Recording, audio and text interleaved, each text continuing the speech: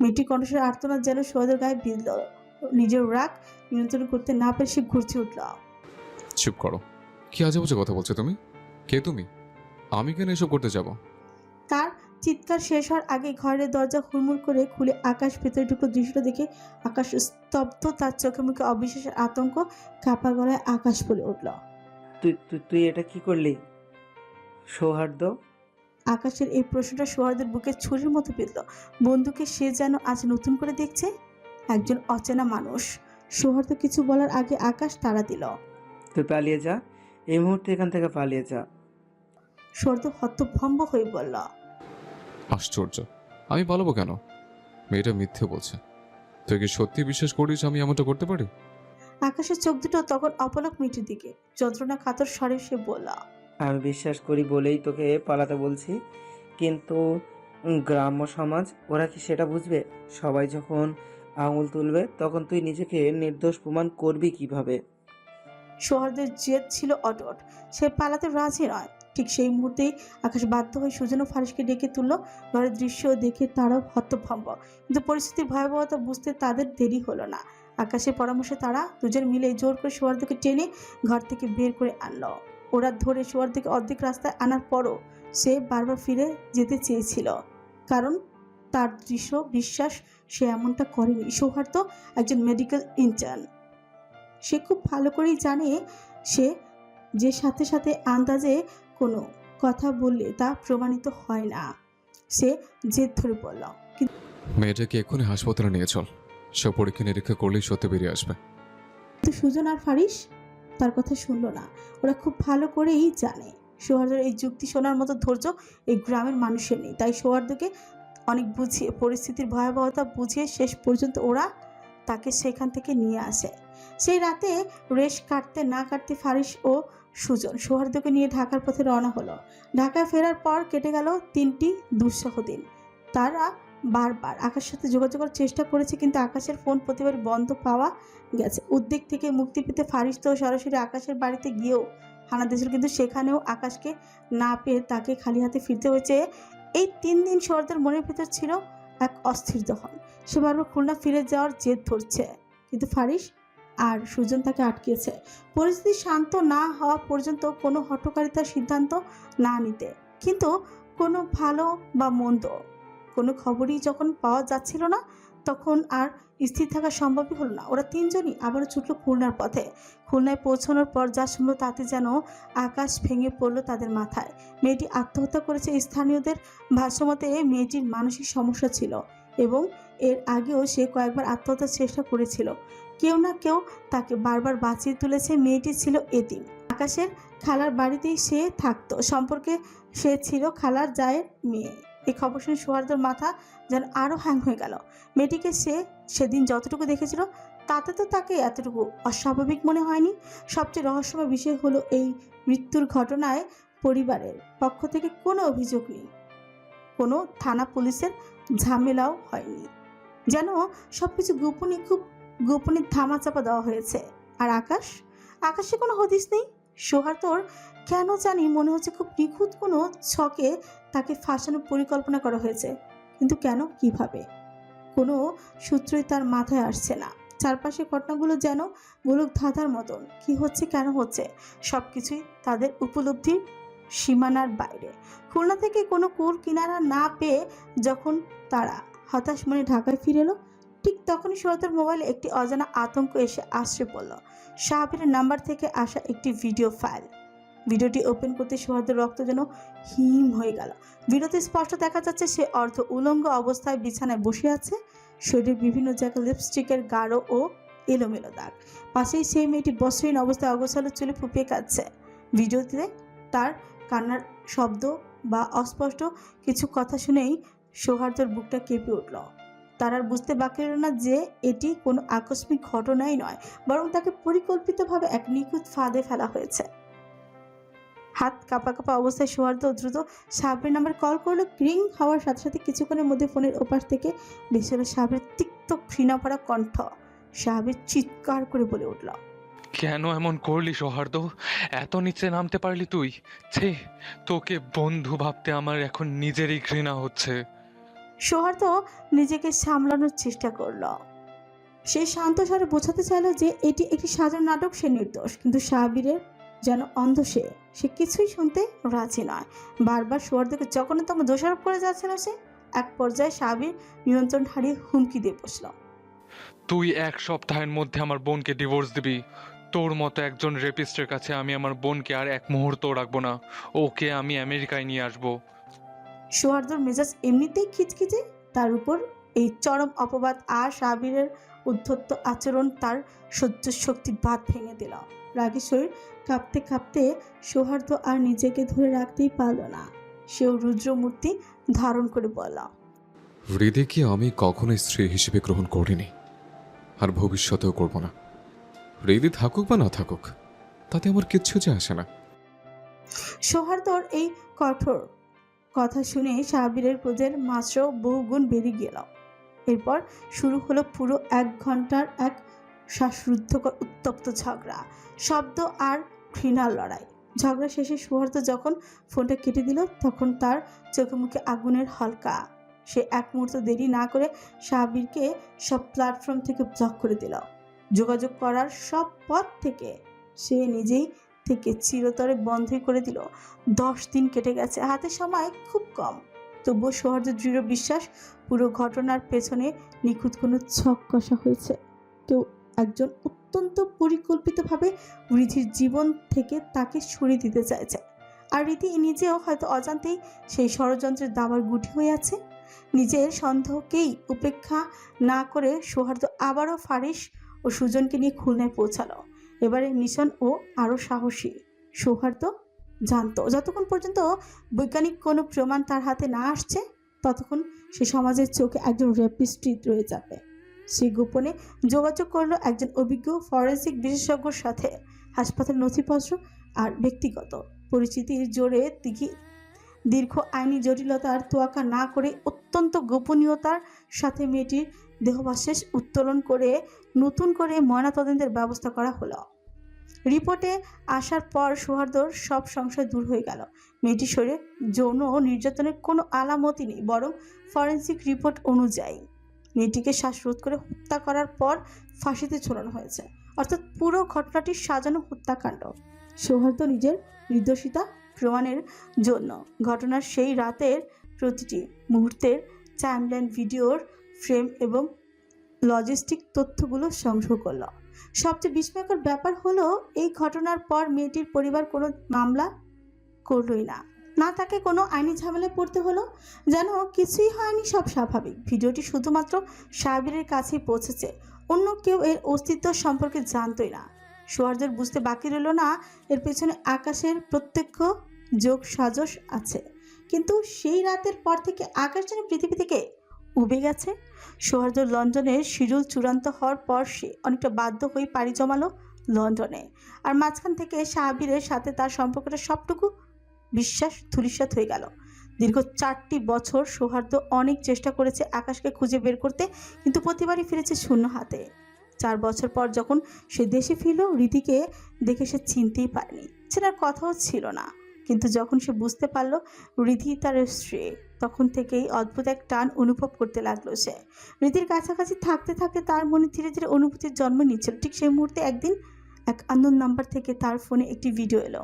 ভিডিওটা নিচে ছোট্ট করে লেখা, ডক্টর সৌহার্দ্য চৌধুরী, নিজেকে যতই নির্দোষ প্রমাণ করুন না কেন, এই ভিডিও একবার পাবলিক হলে আপনার সম্মান ধুলোয় মিশে যাবে। মেসেজটা দেখার 2 মিনিটের মধ্যে এই নাম্বারটি অস্তিত্বহীন হয়ে গেল। সৌহার্দ্য নিশ্চিত হলো যারা এসব করছে তাদের উদ্দেশ্য তাকে ব্যক্তিগতভাবে ধ্বংস করা নয়, বরং হৃদি থেকে তাকে বিচ্ছিন্ন করা। সে নিজে থেকেই কারণগুলো খুঁজতে নেমে পড়লো। ধীরে ধীরে অনেক সত্য বেরিয়ে আসতে লাগলো। সৌহার্দ্য বুঝতে পারলো এর পেছনে বাইরের শত্রুর পাশাপাশি তার নিজের আপন কেউ একজন কলকাঠি নাড়ছে। বাইরের মানুষটাকে সে কিছুটা আঁচ করতে পারলেও সেই আপন মানুষটাকে কিছুতেই শনাক্ত করতে পারছে না। তবে এতটুকু পরিষ্কার যে সে সৌহার্দ্যের বড় কোনো ক্ষতি না করে কেবল হৃদির জীবন থেকে তাকে সরিয়ে দিতে চায়। কিন্তু সাবিরকে দিয়ে যখন কাজ হলো না, তখন সে একই ভিডিও হৃদির ফোনেও পাঠানো হলো। নিচে লেখা, একজন রেপিস্টের সাথে সংসার করছেন হৃদিতা খান। এমনিতে রীতির সাথে সৌহার্দ্যর সম্পর্ক সমীকরণটা খুব একটা ভালো ছিল না। সৌহার্দ্যর প্রতিনিয়ত তাকে স্ত্রী হিসাবে স্বীকার না করা, যেভাবে অপমান করে এসেছে, তাতে রীতির মনে এই ভিডিও দেখার পর সন্দেহ দানা বাঁধার জন্য এতটুকু যথেষ্ট ছিল। রাতের নিঝুম প্রহর ঘড়িতে তখন প্রায় 2টো। সৌহার্দ্যর মাথার ভেতর অগোছালো ভাবনারা ভিড় করছিল। অস্থির যখন চরমে, তখনই সে আর নিজেকে ধরে রাখতে পারল না। মনে হলো এই মুহূর্তে হৃদিকে না দেখলে তার দম বন্ধ হয়ে আসবে। কোন রকম যুক্তি বা চিন্তার তোয়াক্কা না করে সে রায়দা শেখের বাসার দিকে ছুটল। অনেক কাঠ খড় পুড়িয়ে দারোয়ানকে নানাভাবে রাজি করিয়ে অবশেষে সে রায়দা শেখের ফ্ল্যাটের সামনে গিয়ে দাঁড়ালো। কপালে ঘাম, হৃৎপিণ্ডে তীব্র উত্তেজনা। বেল বাজতেই ঘুম জড়ানো চোখে দরজা খুলে দিলেন রায়দা শেখ। এত রাতে নিজে দরজার সামনে সৌহার্দ্যকে দেখে ফিউ কুচে গেল। ফারিসের কাছে তিনি আগেই জেনেছিলেন সৌহার্দ্য চট্টগ্রাম আসার কথা, তাই তাকে দেখে স্বস্তির বদলে বরং একরাশ বিরক্তি ঝরে পড়ল তার কণ্ঠে। ঝাঁঝালো গলায় তিনি জিজ্ঞেস করলেন, কি চাই এত রাতে? খালার মুখে এমন শীতল অভ্যর্থনা পাওয়ার জন্য সৌহার্দ্য প্রস্তুতি ছিল না। সে ভেবেছিল রীতির দেখা পেতে সাহায্য করবেন খালা। উল্টো তাকে দেখে খালার গলা সুর এমন কর্কশ কেন? হতভম্ব সৌহার্দ্য আমতা আমতা করে কোনো মতে বলল, পানি খেতে এসছে। রায়দা শেখের বিরক্তি যেন এবার চরম সীমানে পৌঁছে গেল। যেন এমন হাস্যকর অজুহাত তিনি জীবনে শোনেননি। বিরক্তি মুখে বললেন, তোমার বাসায় পানি নেই? সৌহার্দ্য বিপাকেই পড়ে গেল। মিথ্যে বলার অভ্যাস নেই, তাই তোতলাতেই হলো তার। ছিল, এখন শেষ। বলে সে বাসার ভিতরে ঢোকার জন্য পা বাড়াল, কিন্তু রায়দা শেখ তাকে বাধা দিয়ে বললেন, আমার বাসায় যুবতী মেয়ে আছে, এত রাতে তোমাকে ঢোকানো যাবে না। তুমি দাঁড়াও, আমি পানি দিচ্ছি। সৌহার্দ্য যেন পাথরের মতো জমে গেল। আশ্চর্য হয়ে ভাবলো, একজন তার বউ, অন্যজন তার বোন, আর সেখানে সে কি পর ভেতরে ঢুকতে পারবে না কেন? তার ভাবনার রেশ কাটার আগে রায়দা শেখ এক গ্লাস পানি নিয়ে তার হাতে ধরিয়ে দিয়ে বললেন, যাও, গ্লাস ফেরত দিতে হবে না। পরক্ষণে থারাস করে দরজাটা বন্ধ হয়ে গেল সৌহার্দ্যের মুখের উপর। হাতে পানির গ্লাস নিয়ে সে স্তব্ধ হয়ে দাঁড়িয়ে রইল। বন্ধ দরজার দিকে তাকিয়ে নিজের এই করুণ দশা দেখে তার নিজেরই হাসি পাচ্ছে নাকি রাগ হচ্ছে সে ঠিক বুঝে উঠতেই পারল না। দরজাটা সজোরে বন্ধ হওয়ার শব্দে সৌহার্দ্য নিস্তব্ধতা ভেঙে চুরমার হয়ে গেল।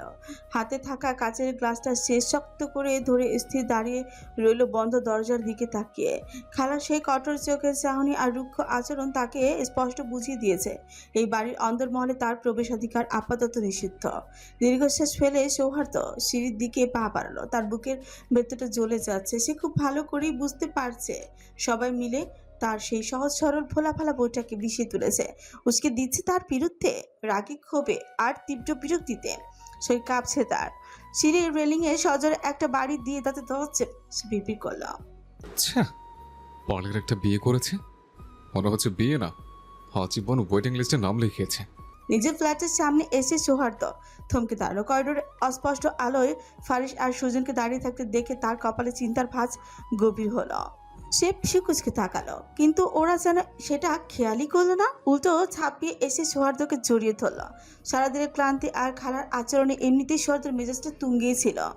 তার উপর এত রাতে ওদের হুটহাট উপস্থিতি তার বিরক্তিকে যেন আরো উস্কিয়ে দিল। তাতে দত চেপে বলল, কে চাস তোরা? এত রাতে কোথায় হয়েছিস? ফারিস সতর্ক হলো। সে বোঝার চেষ্টা করলো সৌহার্দ্য তার দেওয়া সে সিগনেচার সংকেত ধরতে পেরেছে কিনা। যদি ধরে ফেলে তবে আজ তার রক্ষে নেই।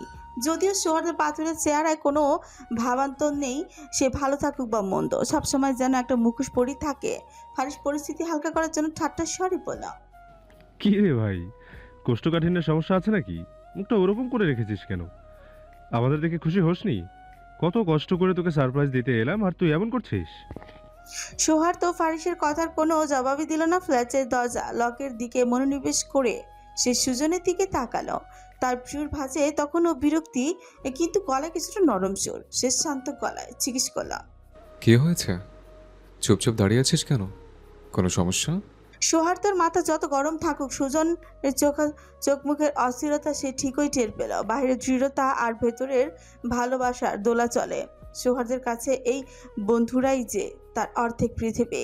সৌহার্দ্যের কথা রেশ কাটতে না কাটতে সুজন মুখটা আরো মলিন করে ফেল। সৌহার্দ্যের পিছু পিছু ঘরে ঢুকে সে সোফায় তাপাস করে গা এলিয়ে দিল। দীর্ঘশ্বাস ফেলে হতাশ স্বরে বললাম, পালিয়ে এসেছি ভাই।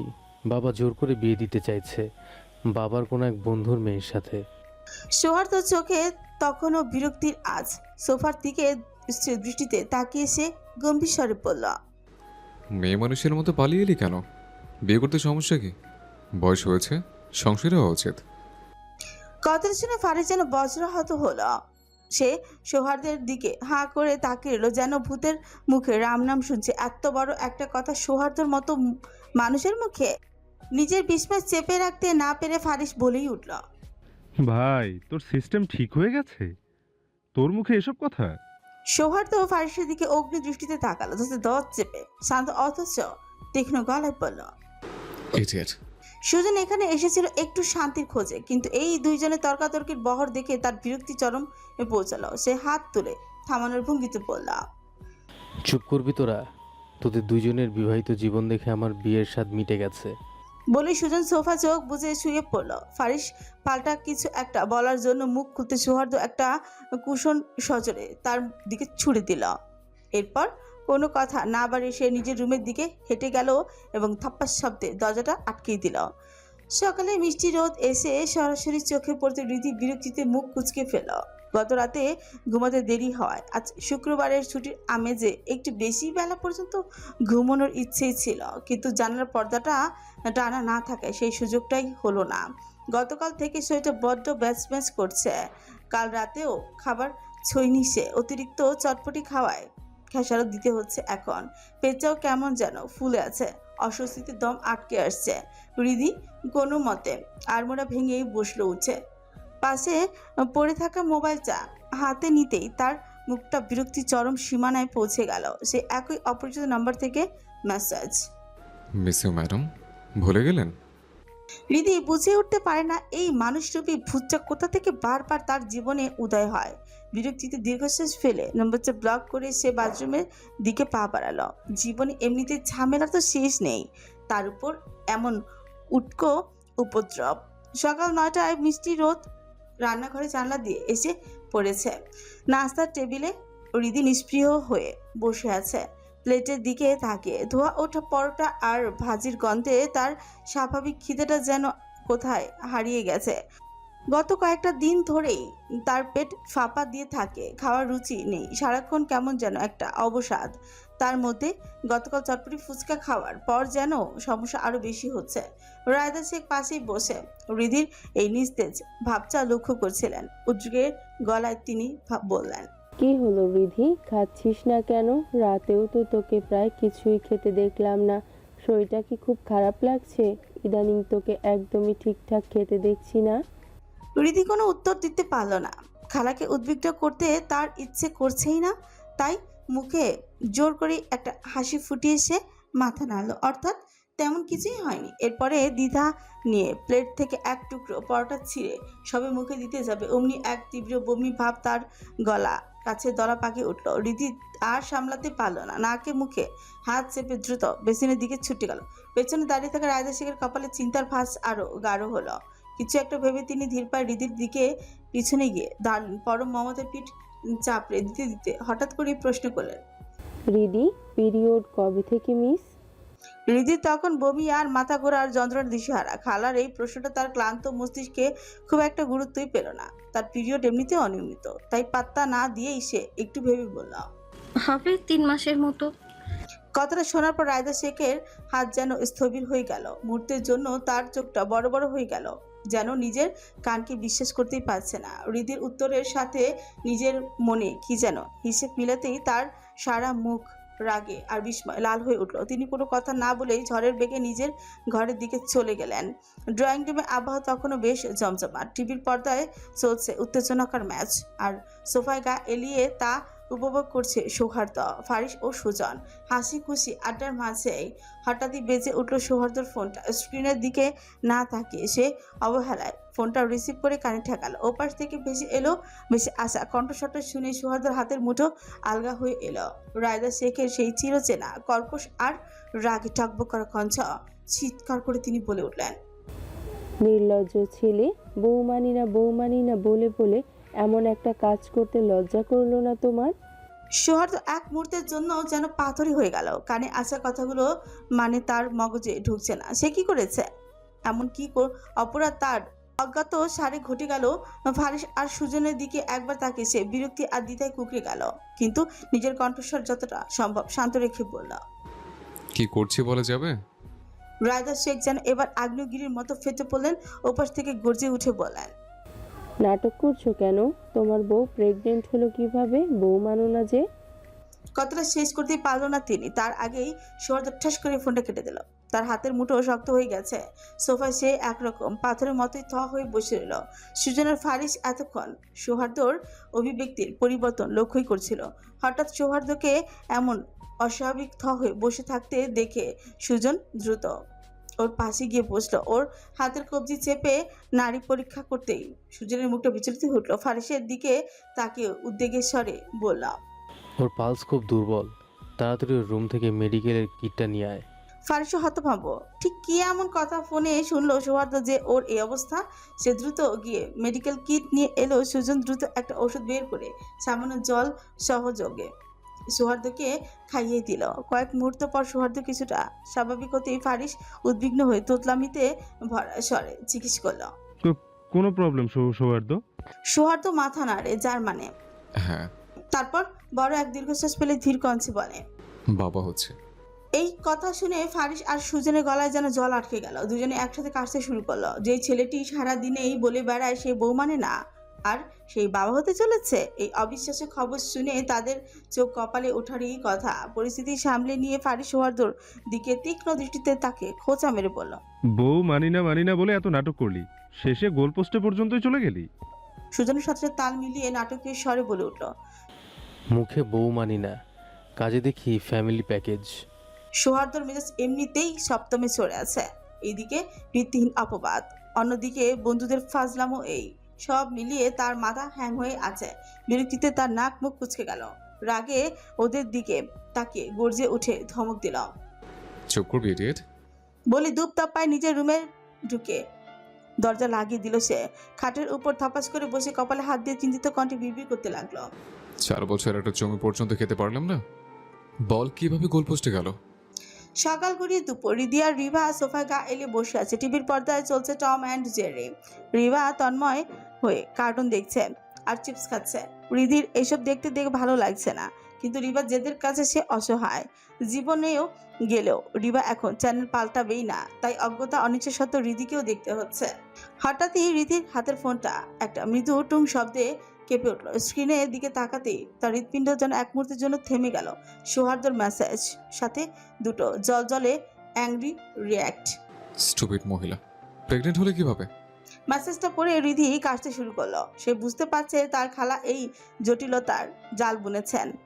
কিছুক্ষণ আগেই খালা তাকে একটা প্রেগনেন্সি কিট ধরিয়ে দিয়েছিলেন পরীক্ষা করার জন্য। রিধি যখন বুঝতে পারলো খালা কত বড় ভুল বুঝেছেন, সে তখন থেকেই তাকে বুঝিয়ে বলেছে, কিন্তু খালা যে সরাসরি এই খবর সৌহার্দ্যর কানে পৌঁছে দিবেন তার রীতি খুনাখুরো ভাবেনি। রীতি কিছু একটা ভেবে দুষ্টুমি করে সৌহার্দ্যর আরও রাগিয়ে দেওয়ার জন্য চটপট চাইপ করে ফেলল। সবাই যে ভাবে হয় সেইভাবেই হয়েছি, অসভ্য ডাক্তার। অনেকক্ষণ কোনো উত্তর নেই। রিদি ভাবলো সৌহার্দ্য হয়তো আর মেসেজ করবে না, ফোনটা পাশে নামিয়ে রাখতে যাবে। এমন সময় আবারও টুং শব্দ। মেসেজটা দেখে রিদি বিস্ময় হতবাক হয়ে স্ক্রিনের দিকে তাকিয়ে রইল। What is this? কোনো প্রসেসিং ছাড়াই ডিরেক্ট আউটপুট? আমি তো এখনো স্টার্ট বাটনে চাপলাম না। এদিকে বেবি অলরেডি লোডিং হয়ে বসে আছে। মেসেজটা দেখে রিদির গাল রাগে লাল হয়ে গেল, তাতে দত চেপে সে ভিড় করল। হার্টলেস লুচ্চা ডাক্তার। ফোনটা পাশে নামিয়ে রাখতে যাবে, ঠিক তখনই স্ক্রিনে ভেসে উঠল হার্টলেস ডাক্তারের নাম। রিংটোনটা তার যেন বুকের ভেতরটায় ধরফরানি আরো বাড়িয়ে দিল। রিদি কাপা হাতে ফোনটা রিসিভ করতেই ওপাশ থেকে সৌহার্দ্য সেই ভারী গমগমে কণ্ঠস্বর ভেসে এলো। হঠাৎ এমন মিথ্যা অপবাদের কারণটা বলেন তো ম্যাডাম। সৌহার্দ্যর কণ্ঠস্বরটা আজ যেন একটু অন্যরকম, এক অদ্ভুত মায়া মেশানো গম্ভীরতা, যা রিদির হৃদস্পন্দনকে থমকে দেওয়ার জন্য যথেষ্ট। রিদি তোতলাতে তোতলাতে পেট ফাঁপা আর বমি ভাব হওয়ার কথা বলার চেষ্টা করলো, কিন্তু সৌহার্দ্য তাকে থামিয়ে দিয়ে নিজের চিরচেনা গম্ভীর গলায় বলল। কারামণি, এত ছোট কারণে এত বড় কথা বলবেন না। আসল প্যাচটা কোথায় বাজিয়েছ সেটা বলো। রীতি লজ্জায় শিরদাঁড়া দিয়ে একটা হিমস্রোত বয়ে গেল। সে চুপ করে রইল। হৃদিকে নীরব দেখে সৌহার্দ্য একটু ধমকে সুরে বলল, রেদিতা, are you going to say something or not? সৌহার্দ্যর কঞ্চে প্রথমবারের মতো নিজের নামটা শুনে হৃদি একদম স্তব্ধই হয়ে গেল। যেন নামটা তার পরিচিত হলেও আজ সৌহার্দ্যের ঠোঁটে একটি অন্যরকম এক মাদকতা ছড়াচ্ছে। তার ঘোর ভাঙার আগে সৌহার্দ্য আবারও তাগাদা দিল। হৃদি কোনো মতে আমতা আমতা করে বলল, 3 month পিরিয়ড মিসিং। হৃদির কথা শুনে সৌহার্দ্য যেন পাথরের মতো জমে গেল। একজন মানুষ কতটা দায়িত্ব জ্ঞানহীন হলে এমন একটা গুরুত্বপূর্ণ বিষয় নিয়েও চুপ করে বসে থাকতে পারে, সেটা ভেবে তার রাগে আর বিরক্তিতে যেন এক বিন্দুতেও মিলল। সৌহার্দ্য রাগটা নিয়ন্ত্রণ করে শান্ত অথচ কঠোর গলায় বলল, ডক্টরের কাছে যেতে হবে, দ্রুত রেডি হয়ে নিচে আসো। I am waiting for you. দিদি ভাবলো না গিয়ে উপায় নেই। এটা সত্যি কোনো সাধারণ বিষয় নয়, প্রায়ই এমনটা হয়। গতবারও ডাক্তার দেখি অবহেলা, ডাক্তারের পরামর্শ আর টেস্টগুলো কখনো গুরুত্ব দেওয়া হয়নি। রীতি চট জলদি তৈরি হয়ে নিচে নেমে আসতেই দেখলো বাড়ির বাইরে সৌহার্দ্য গাড়িতে হেলান দিয়ে দাঁড়িয়ে আছে। কড়া রোদে তার ফর্সা মুখটা টকটকে লাল হয়ে আছে, চোখের দৃষ্টিতে একরাশ বিরক্তি আর উদ্বেগ। হৃদিকে দেখেই সে ফিকুচকে তাকালো, তারপর কোনো কথা না বলে ফোনের দিকে মনোযোগ দিয়ে সরিয়ে পকেটে হাত ঢোকালো। গাড়ি দরজা খুলে দিলে রিধি ভেতরে গিয়ে বসতে গাড়ি স্টার্ট দিল সে।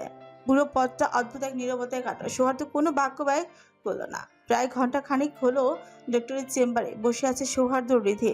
ডাক্তারের একটা এমার্জেন্সি অপারেশন থাকার কারণে লেট হচ্ছে। দীর্ঘক্ষণ পর দরজা ঠেলে প্রবেশ করলো মহিলা গাইনি বিশেষজ্ঞ রাবেয়া খান। সৌহার্দ্যর দিকে তাকিয়ে মিষ্টি হাসি দিয়ে বললাম, সরি মাই ভাই, অনেকক্ষণ ওয়েট করালাম। সৌহার্দ্য হালকা হেসে বলল, নো প্রবলেম ম্যাম। তারপর রীতির তোয়াক্কা না করে ডক্টরের দিকে তাকিয়ে ওর সমস্যাগুলো অবলীলায় বলে দিচ্ছে। এদিকে রীতি লজ্জায় লাল হয়ে যাচ্ছে।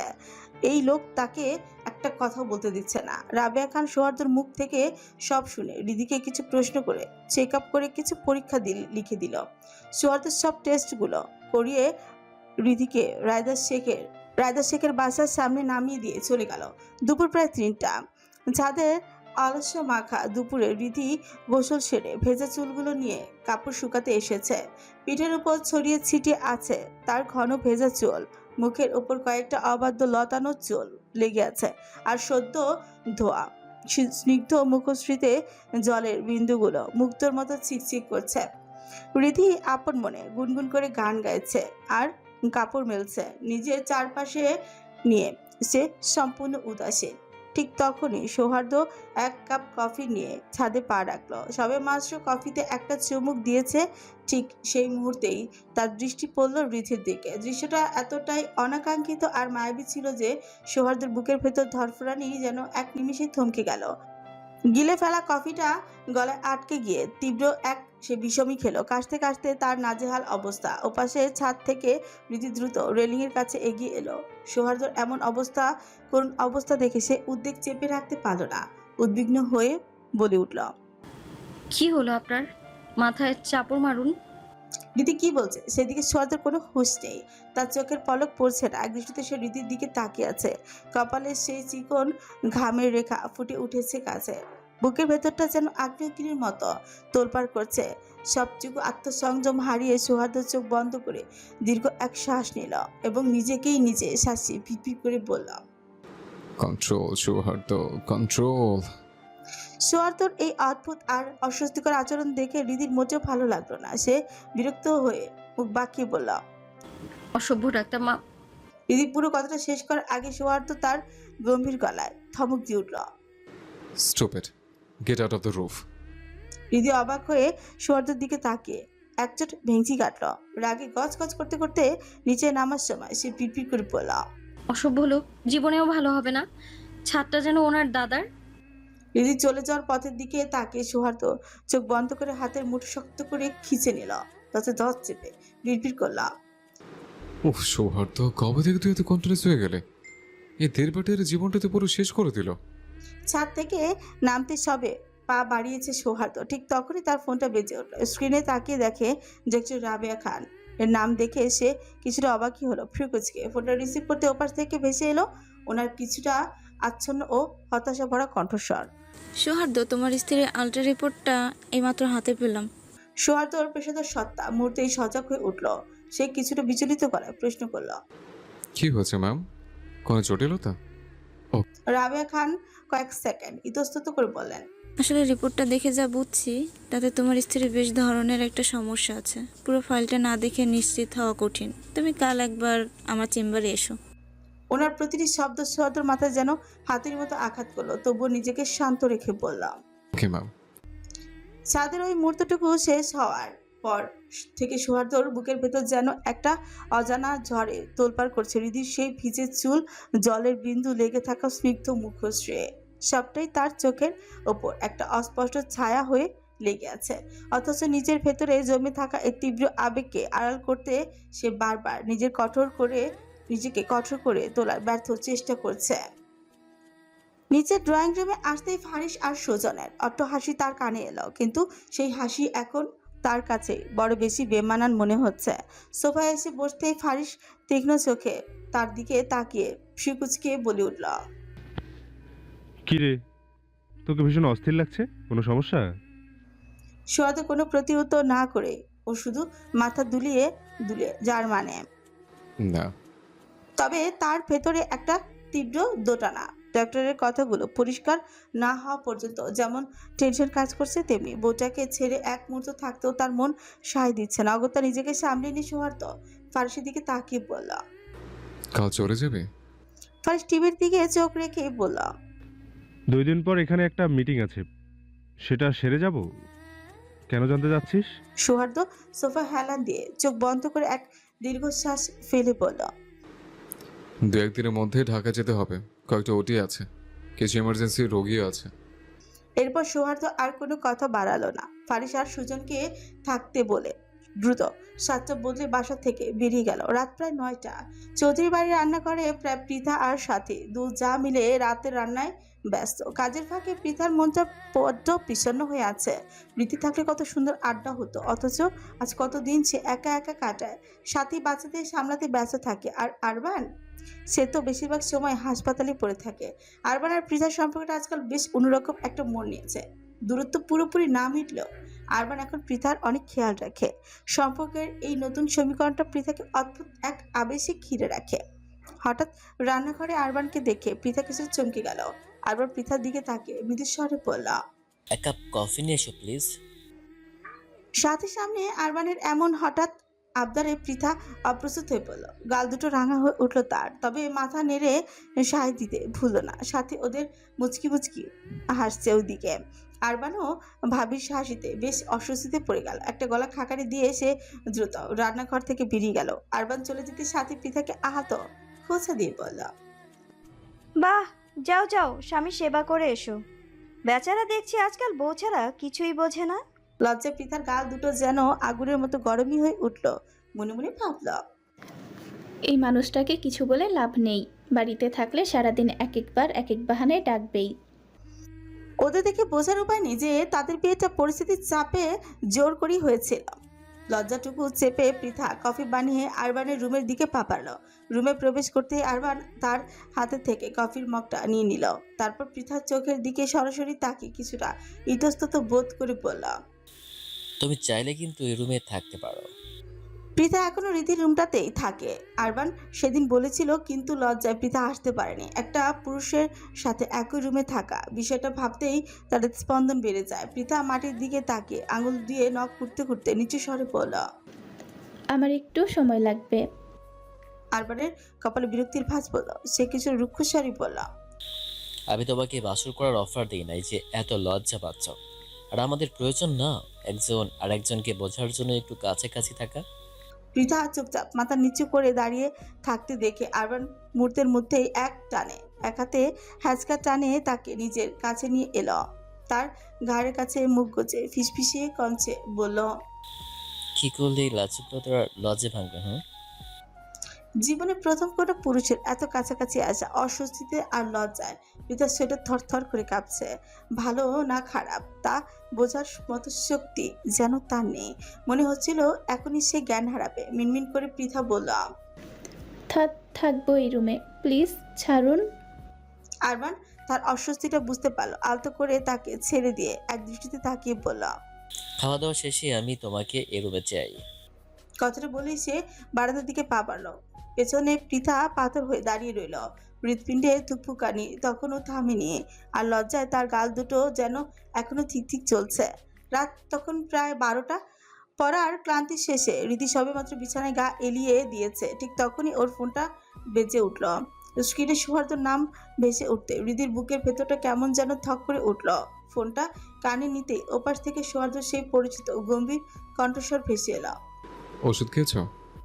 রাত 8টার দিকে সৌহার্দ্য দারুণের মাধ্যমে ডাক্তারের পরামর্শ অনুযায়ী নতুন কিছু ঔষধ পাঠিয়েছে। হৃদি কিছুটা দ্বিধা আর মিনমিনে স্বরে উত্তর দিল, খেয়েছি, কিন্তু ডাক্তার কি বললো বললেন না তো? সৌহার্দ্যের কণ্ঠে যেন হঠাৎ করে বিরক্তির পাহাড় জমল। কিছুটা উষ্মা নিয়ে সে বলি উঠল, ডাক্তার কি বলছে সেটা জেনে এখন কি করবে? একজন মেডিকেল স্টুডেন্ট হিসেবে তোমার বলা উচিত ছিল না? একজন মেডিকেল স্টুডেন্ট হিসেবে তোমার উচিত ছিল না নেচের ব্যাপারে একটু সচেতন হওয়া? সৌহার্দ্যের এমন অপ্রত্যাশিত রাগে হৃদি ভয় কুকড়ে গেল। আমতা আমতা করে কাপা গলায় জানতে চাইল, কোনো সমস্যা হয়েছে বলুন না ডাক্তার সাহেব। হৃদি ভয় পাওয়ার কণ্ঠস্বরটা শুনে সৌহার্দ্যের রাগ মুহূর্তেই জল হয়ে গেল। কণ্ঠে একরাশ প্রশান্তি আর স্নিগ্ধতা মিশিয়ে শান্ত স্বরে সে বলল, সমস্যা আছে, তবে খুব বেশি জটিল না। ওষুধগুলো নিয়মিত খাও, ঠিক হয়ে যাবে। এরপর দুজনে চোপ। ফোনের লাইনে অস্ফুট নিঃশব্দ, অথচ কেউ ফোনটা কাটছে না।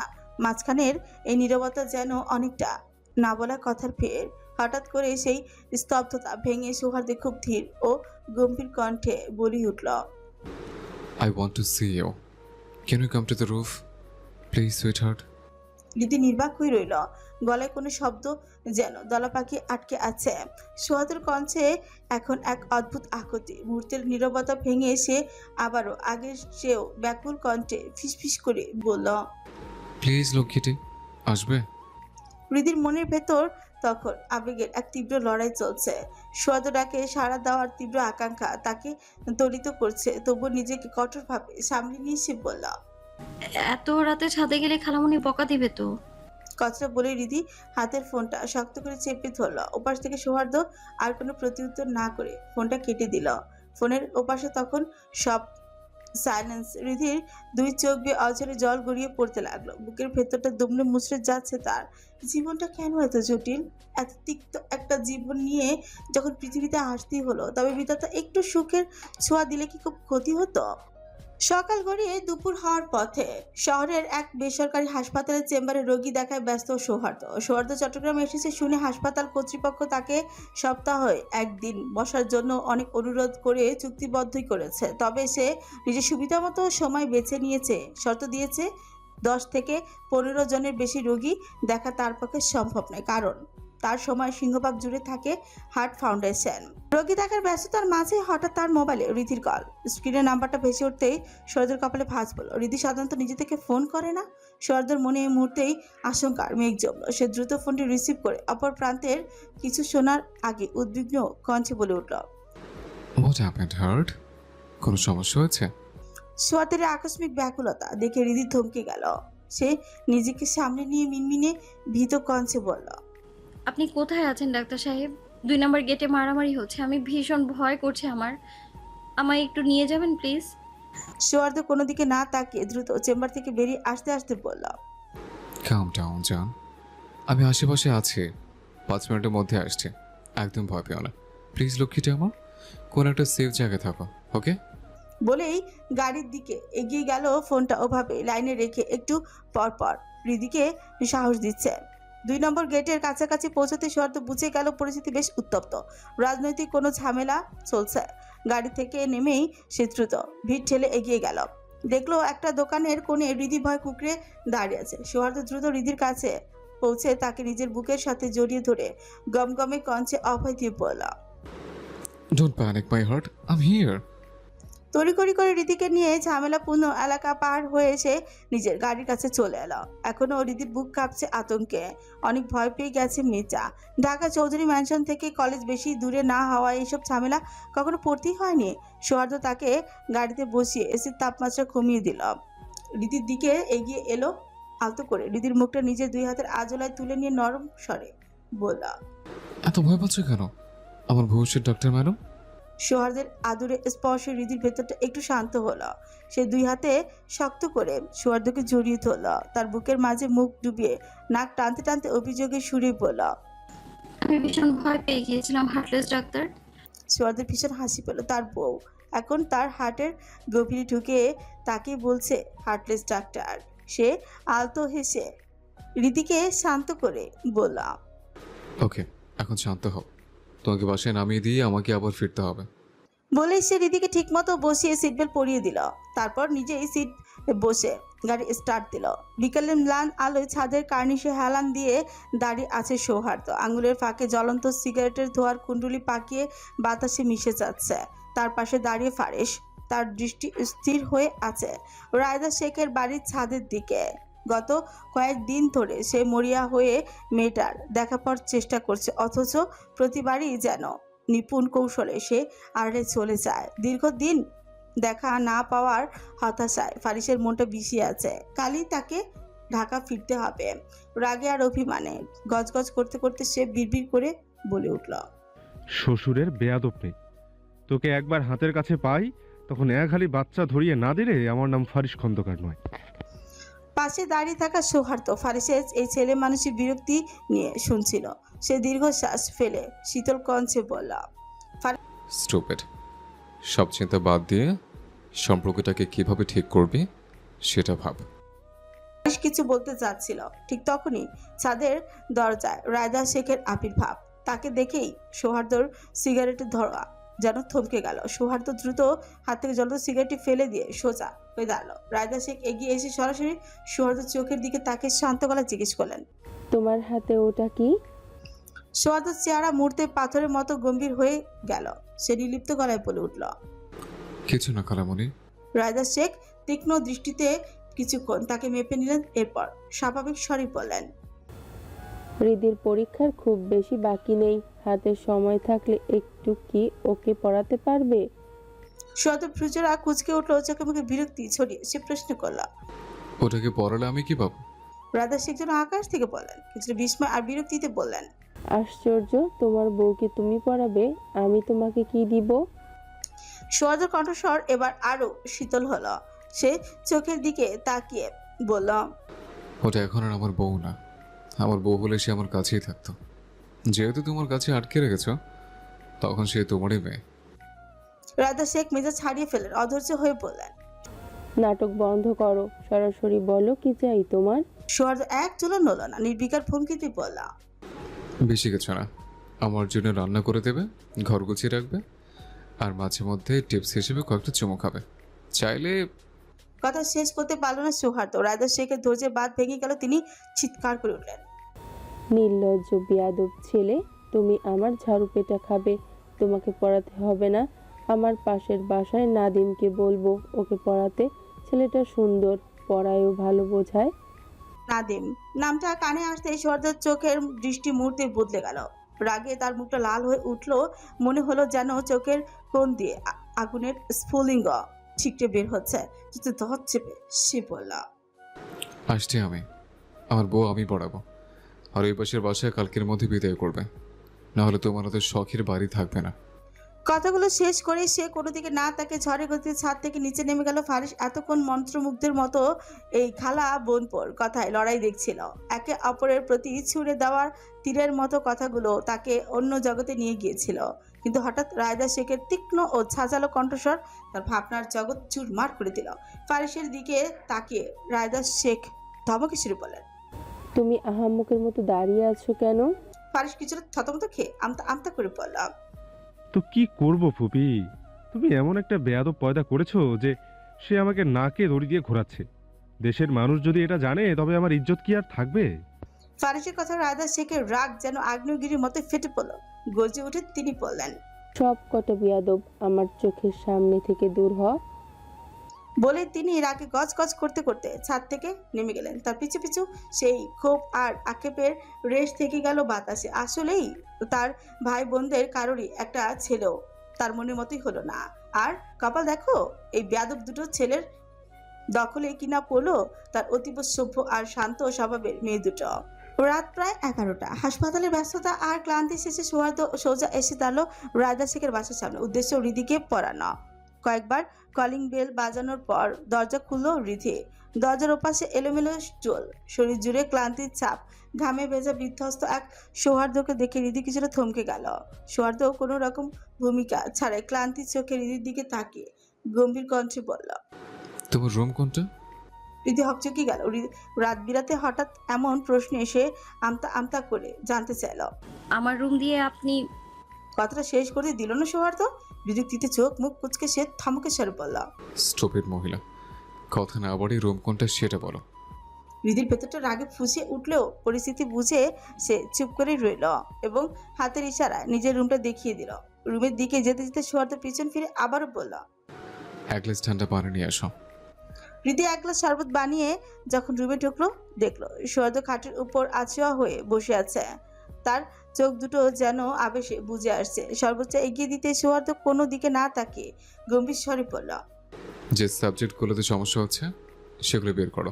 আর শোনো, কাল থেকে 3টার দিকে আমার বাসায় গিয়ে পড়বে। ওই সময়টা আমি ফ্রি থাকার চেষ্টা করব, ওকে? রিধি মাথা নিয়ে সম্মতি জানিয়ে নিজেই বইগুলো নিয়ে সৌহার্দ্যর পাশে বসল। পড়ার মাঝখানে হঠাৎই আয়নাচমের অপার লেম্প টপিকগুলো বোঝাতে গিয়ে সৌহার্দ্যর হাত বারবার রিধির শরীরে স্পর্শ করে বোঝাচ্ছিল। ব্যাপারটা কাকতালীয় কিনা তা বোঝার আগেই সৌহার্দ্যর ছোঁয়া দীর্ঘ হতে লাগলো। বিরক্ত হয়ে রিধি হাত সরিয়ে দিয়ে ঝংকার দিয়ে উঠল, লুচ্চা ডাক্তার গায়ের উপর হাত দিচ্ছেন কেন? আমি এমনিতেই বুঝতে পারছি। সৌহার্দ্য ধীরগতিতে রিধির দিকে ফিরল। তার চোখে অদ্ভুত এক নেশাত দৃষ্টি, কণ্ঠস্বর ফিসফিসানি হয়ে এলো। প্র্যাকটিক্যালি বোঝালে দ্রুত মাথায় ঢুকবে জ্যাম। রিধি আপাতমস্তক রাগে জ্বলি উঠল। ছি, আমি আপনার কাছে আর পড়বো না। অশুভ লুচ্চা ডাক্তার, সরুন এখান থেকে। বলেই রিধি উঠে যেতে উদ্যত হলো, কিন্তু সৌহার্দ্য বিদ্যুৎ গতিতে রিধির হাতটা টেনে ধরে তাকে বিছানায় ফেলে দিল। মুহূর্তের মধ্যে রিধি তার শরীরের নিচে বন্দী। সৌহার্দ্য ঝুঁকে এসে রিধির কানের লতিতে আলতো করে কামড় দিয়ে ফিসফিস করে বলল, heart, I can't control myself anymore, just one kiss please. সৌহার্দ্যের শরীরে সেই উষ্ণতা আর তার তীব্র ঘ্রাণে রিধির সমস্ত সে থরথর করে কাঁপছে। নিঃশ্বাস যেন আটকে আসছে তার। তবুও নিজেকে সামলে সৌহার্দ্যের বুকে 2 হাত রেখে সে ফুঁসে উঠল, লুচ্চা ডাক্তার, বউ মানে না আমায় নাটক করছেন আমার সাথে? আপনার এই কন্ট্রোলের খেতায় আগুন। বলে রিধি রাগের মাথায় সে সৌহার্দ্যের বুকের উপর দাঁতই বসিয়ে দিল। ব্যথায় মুখ বিকৃত হয়ে গেল সৌহার্দ্যর। দাঁতে দাঁত চেপে সে হিসিয়ে উঠল, স্টুপিড জঙ্গলি বিড়াল, তোমার এই দূরের দাঁত করে আমি উপরে ফেলবো। বলেই রিধির উপর থেকে উঠে ঘরে থেকে বেরিয়ে যেতে গিয়েও দরজার কাছে এসে আবারও থামলো। ঘুরে তাকে তীক্ষ্ণ স্বরে বলল, মনে থাকে যেন কাল 3টায় আমার বাসায় যাবে। রিধি উল্টো আরো দ্বিগুণ রাগে ফুঁসে উঠল, বললাম, আপনার বাসায় তো যাবো না। এখানে এসব করছেন, ওখানে নিয়ে গিয়ে কি করবেন? সৌহার্দ্য আগুনের মতো দৃষ্টি মেলে তাকিয়ে বলল, স্টুপিড, আমার বাসায় নিয়ে তোমার থালা বসে মাচাবো, এর বেশি তোমার দ্বারা সম্ভব না। বলে সে হন হন করে বেরিয়ে গেল। রীতি যাওয়ার পথের দিকে তাকে একটা বিদ্রুপাত্মক ফেংচি কাটলো। পিটপিট করে নিজের মনি পড়ল, বেটা হাওয়াইয়া, বউ মানিস না, আবার আসিস কন্ট্রোল হারাতে। সকাল থেকে আকাশটা থমথমে যেন কোনো এক অজানা বিষাদে। নীল আকাশটা আজ ধূসর হয়ে আছে। রিধির মনের অবস্থাটাও ঠিক আকাশের মতোই ভারাক্রান্ত। গতকাল রাতের ঘটনাটা এখনো তার স্মৃতিতে দগদগে ক্ষতের মতো লেগে আছে। সৌহার্দ্যর সেই অপ্রত্যাশিত আচরণ আর নিজের ভেতরে এই অবর্ণীয় অস্থিরতা, সব মিলে রিধি এক গভীর দোটানায় দিন কাটাচ্ছে। সৌহার্দ্যের এই বৈপরীত্য তাকে সবচেয়ে বেশি পোড়ায়। একদিকে তাকে স্ত্রী হিসেবে পুরোপুরি স্বীকার করে না নেওয়ার জেদ, অন্যদিকে তার উপর এই তীব্র অধিকারবোধ, সব মিলিয়ে রীতি যেন ধাঁধায় পড়ে গেছে। সৌহার্দ্যের মনের অলিগুলি সে কোনোভাবে মেলাতে পারছে না। অথচ গতকালের ভয় পাওয়ার মুহূর্তে যখন রীতি কান্নায় ভেঙে পড়ে, সৌহার্দ্যের বুকে ঝাঁপিয়ে পড়েছিল, তখন তার বুকের ভেতরকার সেই ধুকপুকানি, সেই ব্যাকুলতা রীতি স্পষ্ট টের পেয়েছিল। রীতি যখন নিজের ভাবনায় বিভোর, ঠিক তখনই রিবা ডাকে তার ঘোর ভাঙল। ভাবি, কি ভাবছো এভাবে আকাশের দিকে তাকিয়ে? রীতি নিজে জগৎ থেকে বেরিয়ে রিবার দিকে তাকালো, মুখে এক চিলতে ম্লান হাসি ফুটিয়ে পড়ল। তেমন কিছু না, চলো ছাদে যাবে। রিবা ছাদে যাওয়ার প্রবল ইচ্ছে থাকলেও সে রাজি হতে পারল না, কারণ সে কোনোভাবেই চায় না ফারিসের সাথে তার দেখা হয়ে যাক। গতকাল থেকে সে কয়েকবার ছাদে উঠতে গিয়েও ফারিসকে দেখে পিছিয়ে এসেছে। রিবা মিনমিনিয়ে বলল, এখন ছাদে যাবো না ভাবি। রীতি আর তাকে জোরও করলো না। সে বুঝতে পারে ইদানিং রিবার মনটা ভীষণ খারাপ থাকে। তবে রিবা যেহেতু নিজে থেকে কিছু বলছে না, তাই রিধিও আর জানতে চাইল না। সকাল প্রায় 10টা। ফারিস আজ ঢাকা চলে যাবে। সকাল থেকে তার মনটা ভীষণ অস্থির, যেন কোনো এক অদৃশ্য বাঁধন তাকে আটকে রেখেছে। অন্তত একবারের জন্য হলেও মেয়েটাকে না দেখলে যেন শান্তি তার নেই। নিজের অবাধ্য মনকে কোনোভাবেই মানাতে পারছিল না সে। তাই আর কোনো দ্বিধা না করে সোজা চলে এলো রায়দা শেখের ফ্ল্যাটের সামনে। কয়েকবার কলিং বেল বাজানোর পর দরজা খুলল রিভা, কিন্তু ফারিসকে দরজার সামনে দেখেই তার চোখ মুখ ফ্যাকাশে হয়ে গেল। দরজাটা ঝাপ করে লাগিয়ে দেওয়ার ঠিক আগ মুহূর্তে ফারিস হাত দিয়ে আটকে ভেতরে ঢুকে পড়ল। ফারিসের চোখে মুখে রাগে যেন দাউ দাউ করে জ্বলছে, যে কোনো সময় ফেটেই পড়বে সে। রিভা প্রচণ্ড ভয় পেয়ে দৌড়ে পালিয়ে যেতে চাইল, কিন্তু তার আগে ফারিস রিভার কবজি চেপেই ধরল। রিভাকে নিজের দিকে চেনে এনে হিসিয়ে গলায় পড়ল, শ্বশুরের বেয়াদব মেয়ে, চড় দিয়ে ফোকলা দাঁত ফেলে দেব, একদম চুপচাপ দাঁড়িয়ে থাক। ফারিসের ধমকে রিভার শরীরে কাঁপুনি যেন ধরেই গেল। সে নড়াচড়া বন্ধ করে নিশ্চল দাঁড়িয়ে রইল। কিছুক্ষণ পর ফারিসের জ্বলন্ত চোখের দিকে তাকিয়ে সে রিভা কাঁপা কাঁপা গলায় বলল, ছাড়ুন আমাকে ফারিস ভাই, আমি আপনার সাথে একদমই কথা বলতে চাই না। কথাটা বলেই সে মুখটা অন্যদিকে ঘুরিয়ে নেওয়ার চেষ্টা করতে ফারিস তাকে নিজের বুকের একদম কাছে টেনে নেয়। কানের কাছে মুখ নিয়ে নিচু আর গম্ভীর কণ্ঠে বলল, তোকে দেখার তৃষ্ণায় আমি তৃষ্ণার্ত বেবি ডল। কেন নিজেকে আড়াল করে আমাকে এতটা কষ্ট দিচ্ছিস? মাফ করে দেয়া যায় না? সরি তো আমি। রিভা চোখটা বন্ধ করে ঠোঁট কামড়ে দাঁড়িয়ে রইল, যেন কোনো অনুভূতিহীন জীবন্ত পুতুল সে। ফারিসের এইসব কথা যেন তার কাছে মূল্যহীন। তার এই মুখভঙ্গি ভালোবাসার চেয়েও অস্পষ্ট ঘৃণা আর বিতৃষ্ণাই যেন বেশি ফুটে উঠেছে। রিভা সেই শূন্য চোখের দিকে তাকাতে ফারিসের হৃৎপিণ্ড যেন এক মুহূর্তের জন্য থমকে গেল। সে পরিষ্কার দেখতে পেল রিভার এই মুখাবে তার জন্য এক ফোঁটাও ভালোবাসার অবশিষ্ট নেই। ফারিস ধীরে ধীরে রিভার হাতটা ছেড়ে দিল। মুহূর্তের মধ্যেই তার সমস্ত জেদ যেন বাষ্প হয়ে উড়ে গেল। আজ কেন জানি তার মনে হচ্ছে সে বড় কোনো ভুল করে ফেলেছে। ভালোবাসা আর যাই হোক জোর করে কখনো আদায় করা যায় না।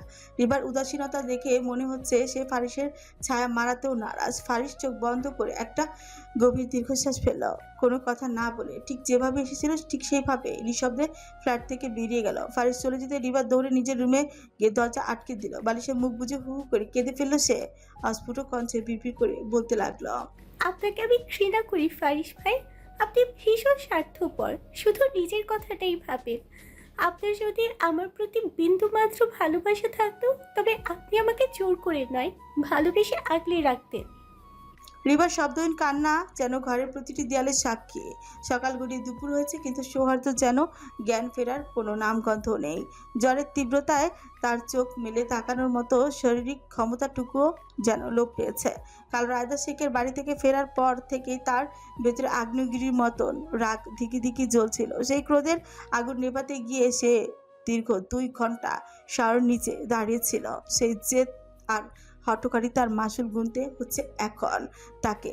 বাড়িতে এখন এক অদ্ভুত নিস্তব্ধতা। ফারিস আর সুজন সকালেই বেরিয়ে গেছে। সুজনের একটা এমার্জেন্সি ওটি থাকায় তাকে তড়িঘড়ি করেই ঢাকার পথ ধরতে হয়েছে। যাওয়ার আগে সুজন সৌহার্দ্যকে ওষুধ খাইয়ে দিয়েছিল, যদিও তখন জ্বরের তীব্রতা খুব একটা ছিল না। তাই পরিস্থিতি গুরুত্ব ততটা আজ করতে না পেরে রায়দা শেখকে ফোনে সবটা জানিয়ে তারা নিশ্চিন্ত মনেই বেরিয়ে গিয়েছিল। দুপুর প্রায় 2টো। সৌহার্দ্যের ফ্ল্যাটের দরজার সামনে দাঁড়িয়ে আছে রিধি। রায়দা শেখই তাকে পাঠিয়েছেন। সৌহার্দ্য জ্বরের কথা শোনার পর থেকে ওনার অস্থিরতা কমছিল না, কিন্তু নিজে আসার চেয়ে রিধিকে পাঠানো বেশি যুক্তিযুক্তই মনে করেছেন তিনি। রায়দা শেখের মতে এই সময় স্বামী স্ত্রীর একসাথে থাকাটা প্রয়োজন। তিনি সৌহার্দ্যকে খুব ভালো করে চেনেন। রায়দা শেখ জানেন রিধিকে সৌহার্দ্য থেকে দূরে রেখে কখনোই সৌহার্দ্যর অনুভূতি বোঝা যাবে না। সৌহার্দ্য অন্য ধাঁচের ছেলে, বুক ফেটে গেলেও সে মুখ দিয়ে টু শব্দ করবে না। তার থেকে বড় কথা, ছোটবেলা থেকে সে সৌহার্দ্য ভীষণ জেদি এবং একগুঁয়ে স্বভাবের। তাকে দিয়ে জোর করে কিচ্ছু করানো প্রায় অসম্ভব। সৌহার্দ্য যে হৃদিকে কতটা ভালোবাসে সেই সত্যটা এখন আর কারো কাছেই অস্পষ্ট নয়। যে হৃদিকে যদি ভালো নাই বাসতো, সৌহার্দ্যের মতো একজন মানুষ ঢাকার নিজের সবকিছু ফেলে চট্টগ্রাম এসে কখনোই পড়ে থাকতো না। রায়দা শেখের কাছ থেকে সৌহার্দ্যর অসুস্থতার খবরটা শোনার পর থেকে হৃদির বুকের ভিতরটা কেমন যেন তোলপাড় করছিল। টেনশনে হাত পা হিম হয়ে আসছিল তার। সৌহার্দ্য জ্বরের কথা শুনে হৃদি এক মুহূর্তে দেরি করেনি। কিছু প্রয়োজনীয় বইপত্র ব্যাগে পুরে দ্রুত তার বাসায় ছুটে এসেছে। হৃদি সেই কখন থেকে একের পর এক কলিং বেল বাজাতেই লাগলো, কিন্তু ভেতর থেকে কোনো সাড়া নেই। হৃদির কপালে চিন্তার ভাঁজ আর গাঢ় হলো। বুকটা ধুক করে উঠলো। কোনো অঘটন ঘটলো না তো? কাঁপা কাঁপা হাতে আবারও কলিং বেল বোতাম চেপে দিতে ঠিক সেই মুহূর্তে দরজাটা খুলল। সামনে দাঁড়িয়ে সৌহার্দ্য। তার চোখে দুটো ঘুমে আচ্ছন্ন, শরীর জুড়ে ক্লান্তির ছাপ আর জ্বরের তীব্রতায় মুখটা ফ্যাকাশে হয়ে আছে। হৃদিকে দেখেই সে কোনো কথাই বলল না, শুধু দরজা থেকে এক পা সরে দাঁড়ালো। রীতি তাকে এভাবে দেখে আর স্থির থাকতে পারল না। সে দ্রুত হাত বাড়িয়ে সৌহার্দ্যের কপালে হাত রাখার চেষ্টা করলো, কিন্তু উচ্চতায় খানিকটা খাটো হওয়ার নাগাল পাচ্ছিল না। সৌহার্দ্য তা বুঝে সামান্য ঝুঁকে দাঁড়ালো। রীতির হাতে তালু সৌহার্দ্যের কপালে ঠেকাতে আটকে উঠল সে। আগুনের মতো পুড়ছে সুইচটা। রীতি উদ্বিগ্ন কণ্ঠে বলল, এত জ্বর নিয়ে আপনি এখানে দাঁড়িয়ে আছেন কিভাবে? রীতির কণ্ঠটা কেঁপে উঠল আতঙ্কে। রীতির এই বিচলিত ভাব দেখে সৌহার্দ্য খুব একটা ভ্রুক্ষেপ করল না। দরজাটা লাগিয়ে সে ধীর পায়ে নিজের রুমের দিকে এগোতে এগোতে নিরাসক্ত গলায় বললাম, এত প্যানিক হওয়ার কিছু নেই। আমার খুব খিদে পেয়েছে, কিছু বানিয়ে দাও তো। কাল থেকে কিচ্ছু খাওয়া হয়নি। সৌহার্দ্যের কথাগুলো রীতির বুকের ভেতরটা মোচড় দিয়ে উঠল। এত অসুস্থ অথচ তার কণ্ঠের এই উদাসীনতা যেন রীতির হৃদয় সূচের মতো বিদ্ধ। সে আর এক মুহূর্ত দেরি না করে দ্রুত রান্নাঘরের দিকে ছুটে গেল। বিশাল রান্নাঘর, পরিপাটি করে সাজানো সবকিছু। রায়দা শেখের গৃহকর্মী প্রতিদিন সকালে এসে ঘর গুছিয়ে দিয়ে যান ঠিকই, কিন্তু রান্নাটা তিনি নিজেই করে পাঠান। সৌহার্দ্য বাইরে কারোর হাতে রান্নার খাবার মুখে তোলে না। আজ সকালেও রায়দা শেখ খিচুড়ি রান্না করে পাঠিয়েছিলেন, কিন্তু সেটা এখনো একপাশে অবহেলায় পড়ে আছে। রীতি একটা দীর্ঘশ্বাস পেলে খিচুড়ি বাটিটা হাতে নিয়ে দেখলো খাওয়ার অনুপযোগী হয়ে গেছে। কেমন একটা গন্ধ বের হচ্ছে। সেটার দিকে আর না তাকিয়ে সে দ্রুত চুলার কাছে গিয়ে দাঁড়ালো। দুটো স্যুপের প্যাকেট ছিঁড়ে চুলে বসিয়ে দিল। হাতে স্যুপের বাটি নিয়ে সৌহার্দ্যর ঘরে ঢুকতে হৃদির পা যেন মেঝেতে স্থির হয়ে গেল বিস্ময়ে। তার চোখের পলকও পড়ছে না। পুরো রুমটা যেন একটা গ্যালারি, চারপাশে সব তার ছবি। কোথাও কলেজ করিডোরে দাঁড়িয়ে থাকা মুহূর্ত, কোথাও ফুচকা খাওয়ার তন্ময় দৃশ্য। ছবিগুলো এক এক জায়গায় থেকে তোলা, কিন্তু দেখলেই মনে হবে না যে এগুলো হঠাৎ তোলা। প্রতিটি ফ্রেমে যেন এক নিপুণ শিল্পীর গভীর মনোযোগ ও ভালোবাসা মিশে আছে। থমকে দাঁড়িয়ে আছে হৃদির অমন স্থবিরতা দেখে সৌহার্দ্য বিরক্তিতে ভ্রু কুচকে তাকালো। পরক্ষণে একরাশ বিরক্তি নিয়ে গম্ভীর গমগমের স্বরে বলল, স্টুপিড মহিলা, আজকে সারাদিন ওভাবেই দাঁড়িয়ে থাকার প্ল্যান করছো? হৃদি একটা দীর্ঘশ্বাস ফেলে এগিয়ে গিয়ে সৌহার্দ্যর পাশে বসলো। আলতো করে চামচে স্যুপ তুলে তার মুখে দিতে দিতে ফিসফিস করে জিজ্ঞেস করল, আমার এত ছবি আপনি কখন তোলেন ডাক্তার সাহেব? সৌহার্দ্য কোনো উত্তর দিল না। তার সেই চিরচেনা গম্ভীর মুখ। হৃদি তার উত্তরের আশায় তাকিয়ে থাকলো। সে নির্বিকার। হৃদি বুঝে গেছে এই মানুষটার মুখ থেকে কথা বের করা তার সাধ্যের অতীত, যতক্ষণ না সে নিজে থেকে বলছে। খাওয়ানো শেষে হৃদি যখন বাড়িটা নিয়ে উঠতে যাবে ঠিক তখনই সৌহার্দ্য শান্ত কিন্তু ভারী কণ্ঠস্বর ভেসে এলো, শরীরটা মুছিয়ে দিতে পারবে? সৌহার্দ্যের মুখে কথাটা শুনে হৃদি হৃৎপিণ্ড যেন এক মুহূর্তের জন্য থমকে গেল, কিন্তু অজানা লজ্জা আর আড়ষ্টতায় তার আঙুলগুলো কাঁপতে শুরু করেছে। এর আগে একবার সে সৌহার্দ্যকে ঘুমন্ত অবস্থা এভাবে সামলেছিল ঠিকই, কিন্তু এখনকার পরিস্থিতি একেবারে আলাদা। নির্ভীত এই ঘরে সৌহার্দ্যর সজাগ তীক্ষ্ণ দৃষ্টির সামনে দাঁড়িয়েছে। হৃদি কোনো রকম নিজেকে সামলে মাথা নেড়ে সায় জানলো। তারপর সুপের বাটিটা পাশে সরিয়ে রেখে হৃদি ধীর পায়ে আরও একটু এগিয়ে এসে কাঁপা কাঁপা আঙুলের সাহায্যে সৌহার্দ্যর শার্টের বোতামগুলো একে একে খুলতে লাগলো সে। সৌহার্দ্য কোনো কথাই বলছে না। পাথরের মতো মূর্তির মতন সে স্থির হয়ে বসে আছে, কিন্তু তার সেই গভীর কৃষ্ণ নয়ন দুটি নিবিষ্ট মনে হৃদির প্রতিটি ছোটখাটো নড়াচড়া তার আঙুলের কম্পন পর্যবেক্ষণ করছে। সেই চাহনিতে যেন হৃদির ভেতরটা ওলটপালট হয়ে যাচ্ছিল। তবুও নিজেকে সামলে নিয়ে বাথরুম থেকে ভেজা নরম কাপড়টা নিয়ে এসে অতি সাবধানে আলতো ছোঁয়ায় সৌহার্দ্যের শরীরটা মুছিয়ে দিয়ে একটা টি শার্ট কোনো মতে তাকে পরিয়ে দিল। রীতি যখনই একটু দূরত্ব বজায় রেখে চলে যেতে উদ্যত হলো, তখনই আবারও সৌহার্দ্যর ওই গম্ভীর স্বর বলল, মাথায় হাত বুলিয়ে দাও জান, প্লিজ। কথাটা বলে সৌহার্দ্য পিছনে গা এড়িয়ে দিল। রীতি দ্রুত ভেজা কাপড়টা মেলে দিয়ে রান্নাঘরে বাটিটা রেখে ফিরে এসে সৌহার্দ্যর পাশে বসতে ঘটল এক অভাবনীয় কাণ্ড। কোনো পূর্ব লক্ষণ ছাড়া সৌহার্দ্য আচমকা রীতির কোলের উপর মাথা রেখে শুয়ে পড়ে রীতির হাতটা টেনে নিজের ঘন সিল্কি চুলের ফাঁচে ফাঁচে গুজে দিল। রীতির শরীরের ভেতর দিয়ে যেন এক বিদ্যুতের তীব্র ঝলকি খেলে গেল। তার হাতটা থমকে আছে সৌহার্দ্যর চুলের গভীরে। সে যেন স্তব্ধ। রীতি কেমন পাথর হয়ে বসে থাকতে দেখে সৌহার্দ্য তার চিরচেনা গম্ভীর গলায় কিছুটা বিরক্তির সিঁড়ি পড়ল। What happened?